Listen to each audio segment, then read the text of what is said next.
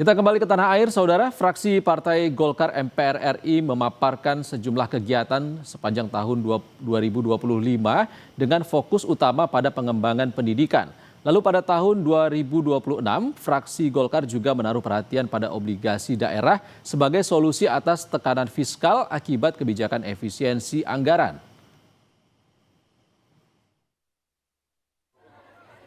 Ketua Fraksi Partai Golkar MPR Melkias Markus Mekeng menyebut pendidikan menjadi isu konstitusional yang terus didorong fraksi Golkar. Menurutnya, kemajuan sebuah bangsa sangat ditentukan oleh sistem pendidikan yang berjalan dengan baik. Pertama adalah kita membicarakan tentang isu pendidikan. Seperti yang kita ketahui bahwa di amanat Undang-Undang Dasar 45, pendidikan seharusnya mendapatkan alokasi anggaran 20% dari APBN dan APBD. Faktanya selama ini yang telah kita ketahui bahwa tidak 20% yang ada di anggaran kita, tetapi lebih banyak kepada yang lain. Sehingga isu itu kami angkat. Pertama kami angkat di Komisi 11 karena saya sebagai anggota Komisi 11. Setelah itu kami fraksi Partai Golkar MPR RI melakukan berbagai macam kegiatan lokakarya dan sarasehan. Fraksi Partai Golkar akan mengkaji berbagai macam isu-isu yang ada di konstitusi kita. Masih banyak isu yang harus kita bedah. Isu tentang kesehatan yang harus karena itu juga merupakan hak daripada rakyat.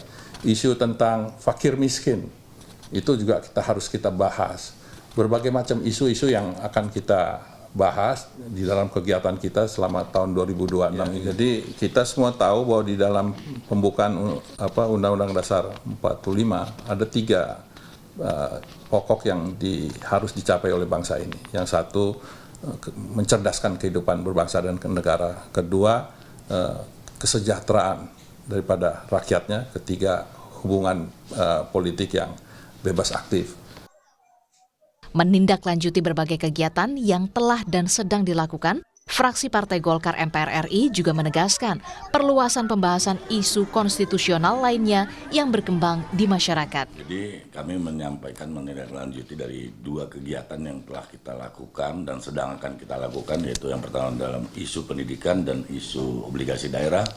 Selanjutnya juga yang berkaitan dengan isu-isu yang memang bersentuhan di masyarakat yang juga perintah daripada pasal-pasal konstitusi. Di antaranya adalah mengangkut yang biasa selalu terjadi di masyarakat tentang kesenjangan sosial.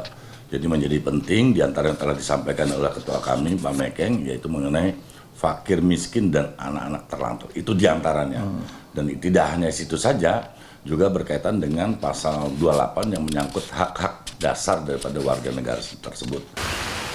Di tahun 2026 ini, fraksi Golkar juga menaruh perhatian pada obligasi daerah sebagai solusi atas tekanan fiskal akibat kebijakan efisiensi anggaran.